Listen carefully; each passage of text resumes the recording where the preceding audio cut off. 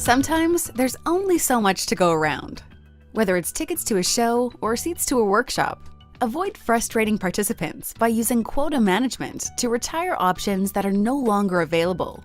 To apply Quota Management on a specific question, hover over it and click More, then set Answer Quota.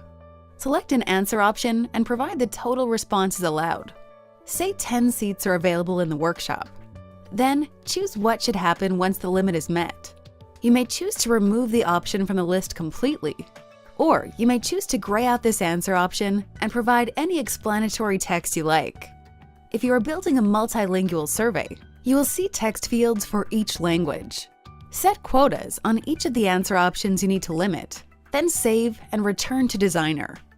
You'll see this icon to let you know Quota Management has been applied. As responses come in, you'll be setting the right expectations with participants and save yourself plenty of follow-up headaches. Quotas managed with SoGoSurvey.